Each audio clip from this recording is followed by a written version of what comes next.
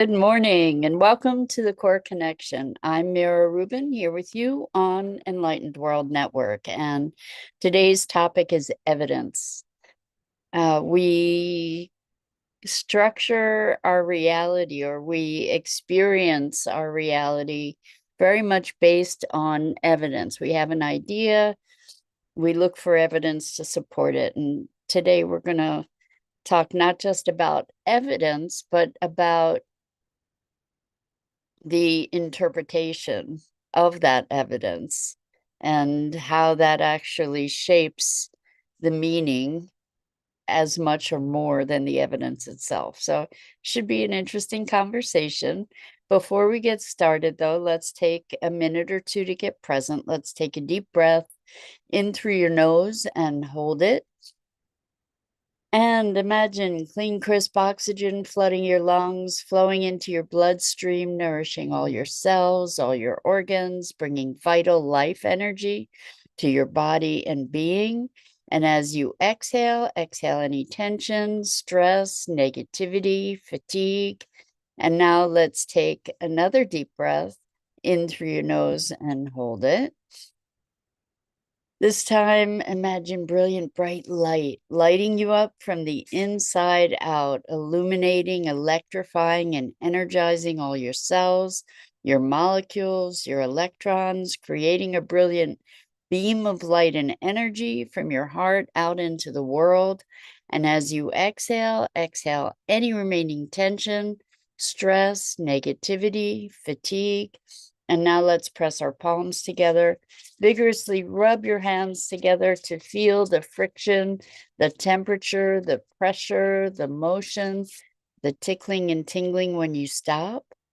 And allow all those sensations to bring you present right here, right now, into this remarkable physical form that enables us to experience life. Welcome, welcome, welcome. Good morning. So we're talking about evidence and how we, sorry about that, lost the video for a second, how we structure our reality. And one of the things that I have my clients do is keep what I call an evidence journal. Good morning, Rosalind. Welcome. It's so good to have you here with us this morning. And welcome to everybody else who's here too. So I used to call it a breakthrough journal, but some people had an issue with feeling like they were too self-aggrandizing to call it a breakthrough journal. So I started calling it an evidence journal. And the reason for that is to find instances and validation for the notion that we can actually change, that we do change, that there's progress. Because I have witnessed this very weird phenomena with clients. And it kind of goes to the conversation we were having about timelines and switching timelines and maybe not even having memory of what may have existed on a different timeline. Kind of explains the Mandela effect, if you've ever heard of that. I invite you to go look it up. It's really interesting phenomena, interesting cultural phenomena where people have differing memories about certain things. And one of them was about Nelson Mandela, and there was one timeline where people were certain that he died in prison, and another, I'm just saying timeline, but a memory that he died in prison, and another where he did not. But it's a very interesting thing. Anyway, I was talking about the evidence journal. The phenomena that I've witnessed with clients, which is super wild, is that they come with a presenting issue, and this isn't the case across the board, but they come with a presenting issue that is really consuming their awareness. Like it is a really big deal. And that thing gets wiped. Like they release it, and then they have no recollection that that was what happened, that or that there what that that issue was an issue. I spoke with a client after quite a while after we had completed our work together, and I was reminding them of certain things that they came in with, and they said, "Oh my gosh, I forgot all about that. I completely forgot about that." And it was remarkable. It was remarkable. So the evidence journal is a good thing because it lets us remember where we came from, or that it's possible to change. That's really more of it, to not necessarily have to remember where we came from, but to allow ourselves to change. So this is an interesting thing too, because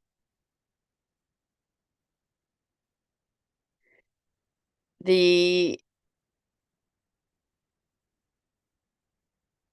if we think about a glass of water, let's say it's an 8-ounce glass and it has 4 ounces of water in it, that's factual, right? But some of us will see that glass as half empty and some of us will see it as half full. The evidence is the glass and the amount of water in it, but we interpret, right? So we layer our interpretation over whatever the, let's just say, factual reality is. And that then becomes our reality, right? The interpretation becomes the reality more so even than the facts. So this this conversation, it's coming from my from being a little bit perplexed about how even with tremendous evidence, people still will deny what is so. Um, and just how we use our experience to shape our reality, to validate it or not. So I am reminded of a time when I had just learned muscle testing, which, if you're not aware, is a way to communicate directly with the body or some other than conscious intelligence, or knowing, perhaps. And I was demonstrating this to my father, who was a veterinarian. He considered himself a scientist. Now, to me, scientists are really curious. They're looking not only to validate an idea, but they're looking to understand something, which ideally in true scientific inquiry, they're they're experimenting to discover something, not just to validate something, not just to prove themselves right, but to find, to be curious, to find the way that things work. Anyway, this was I actually showed my father muscle testing using him. I took his arms and I tested his arms. I asked questions. His body gave yes and no answers. And he literally pulled his arms away from me and said, "You can't tell me that you just communicated with my body."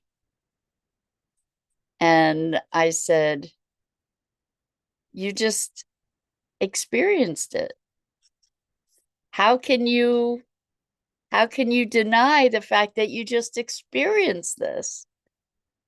I said, is your belief in your worldview so strong? Does this threaten that so much that you have to deny it? And he said, "Yep." It was wild. It was wild. For me to just try and understand what just happened with him, it was bizarre. And I have seen that with one particular client who I've had writing this evidence journal, where there's all kinds of radical progress that's been made, and then they ask the question, "Well, I don't know if this really works." It was about something about DNRS, which is something that they were doing in addition to the work we're doing together, and it really supports the work in the core connection work and the DNRS together really support each other in a powerful way. Um, and they were saying, "Well, I don't know if it works or if it's worked." And I was gobsmacked. It's like, wait a second, you have all this evidence. And what about this and about this and about that and about this other thing? There's all this evidence that was undeniable, that they sourced, and yet they weren't sure if this thing worked. And I find it remarkable how we can ignore certain truths, certain things that like evidence, and we see that in our political atmosphere too. It's just crazy, to ignore all these facts. And anyway, so let's go back to the personal level here. In terms of our own growth,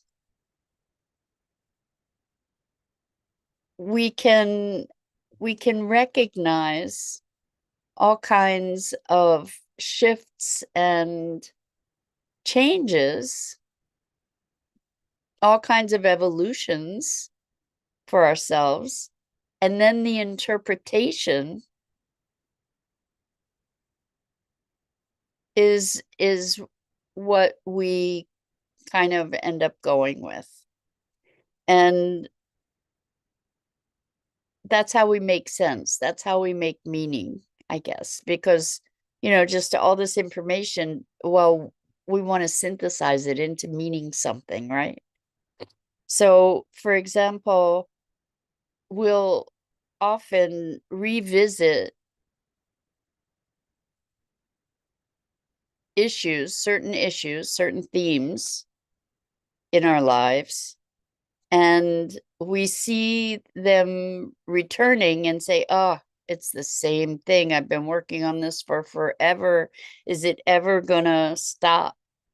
Like, is it ever over? And what we don't necessarily recognize is that it's not the same.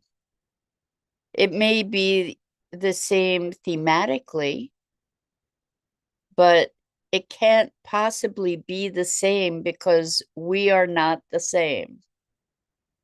We evolve and change over time. And this notion of sameness is something that we cultivate, I think, to have a sense of continuity. Even when it doesn't serve us, even when it undermines us in some way, shape, or form. You know, to say this is a fixed fact, it's never going to change. Because the one thing that is constant is change, right? That's the one thing we can depend on. Things change and we change.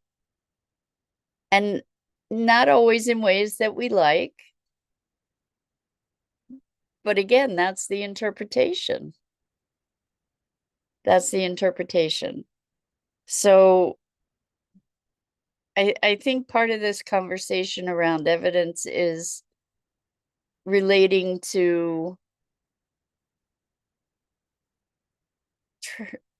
trying to, like, on some level, an issue around control, you know, trying to make sense of things, trying to create this continuity that we have.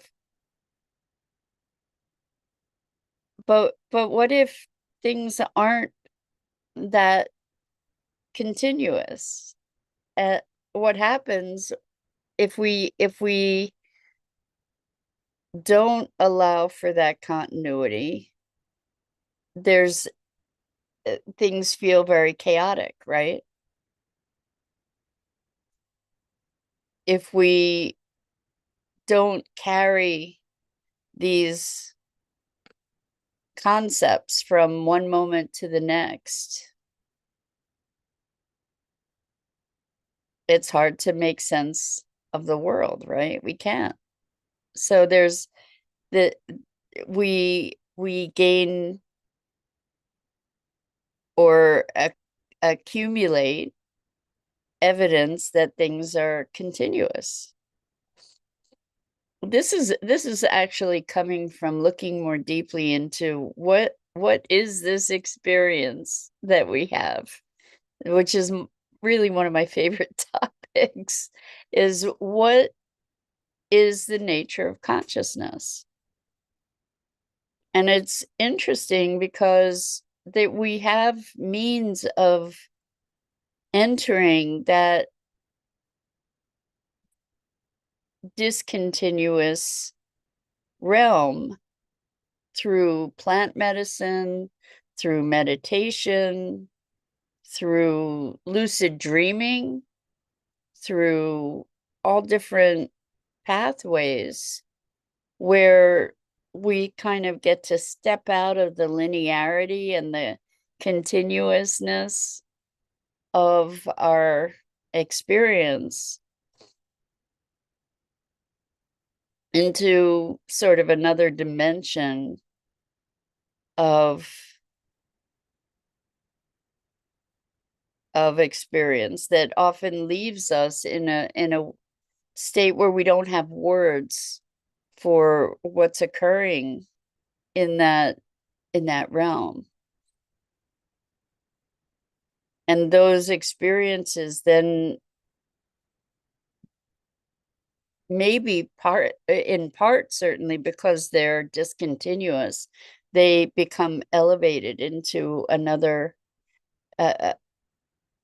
sense of importance or another level of reality and truth, or the experience of truth. I know I had an experience when I was 15 where I was on the phone talking to a friend and I said, I know, and was catapulted into this other dimension of presence where it was beyond space and time, beyond individual identity, beyond knowing, it was being that knowledge.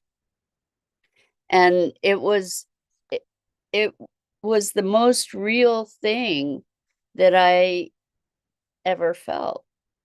And I have been spending my life looking to find access to that state again, because it felt like the most true thing. It still feels like the most true thing as I recall it. And the evidence, the evidence that I have about that is in writings that I've read, in the experiences of other people who have also had these kinds of transcendent moments.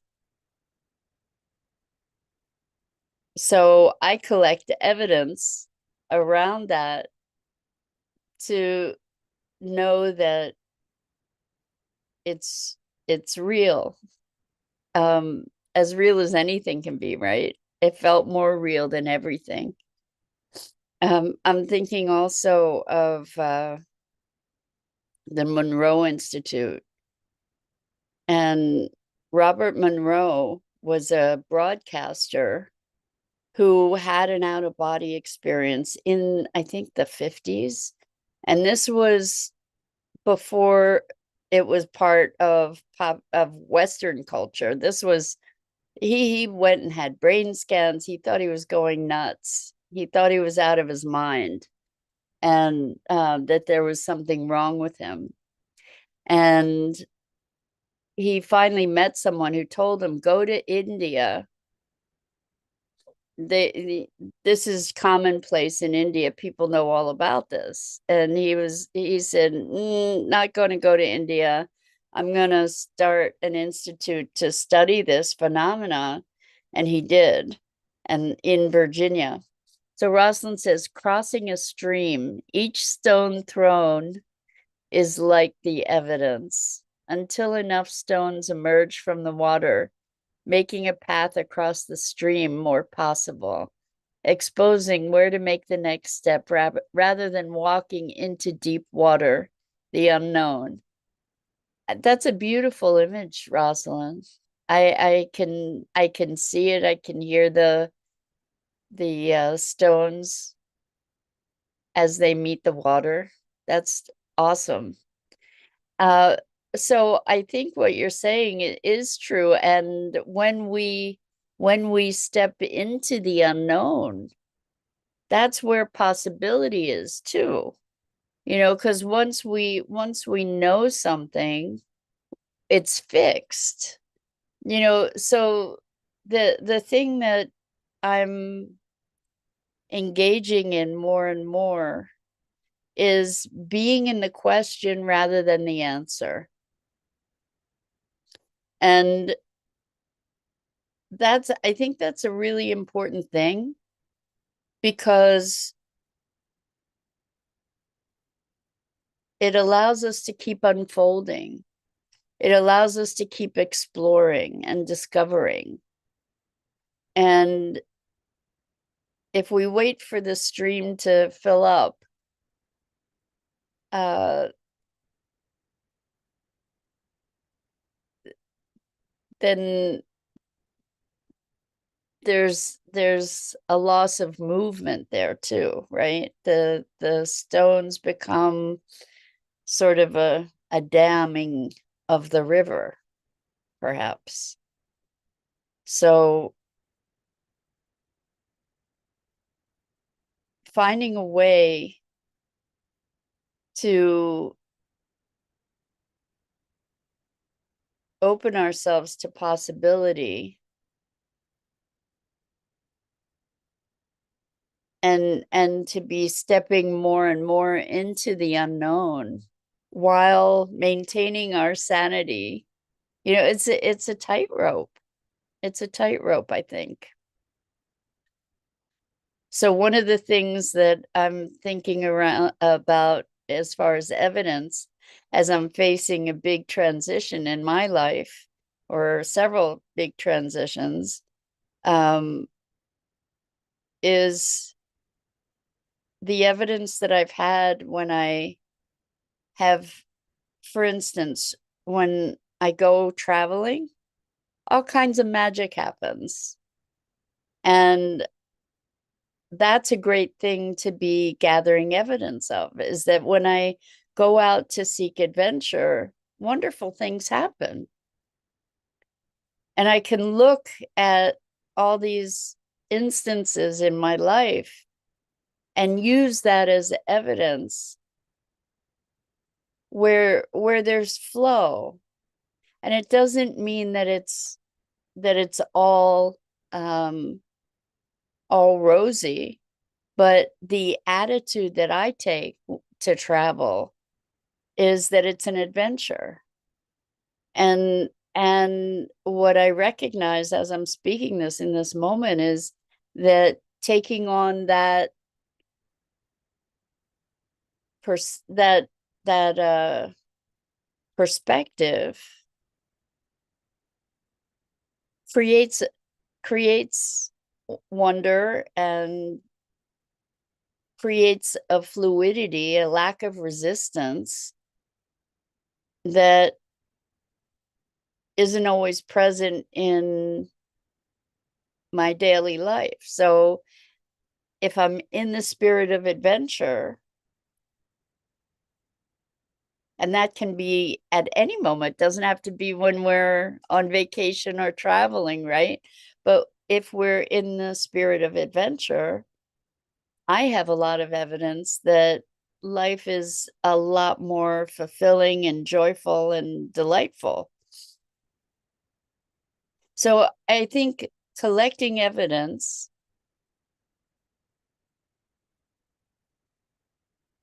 can be for good or for ill, right? We can find evidence for pretty much anything. We can find evidence that the world's going to hell in a handbasket, and we can find evidence that there are some wonderfully hopeful things happening. And it's all of the above, I guess. So I think it's important to look at what we're making a case for, because that's what we get to live with. I think that that's the bow that we get to put on this today, is what we find evidence for is what we get to live with.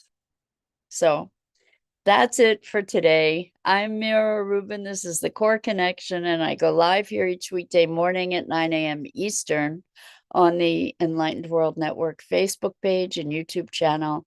And I invite you to please like, follow, and share Enlightened World Network and me. The links are in the description. And as always, it's a delight and a privilege and a pleasure to have the opportunity to share these morning musings. So until next time, so much love to you.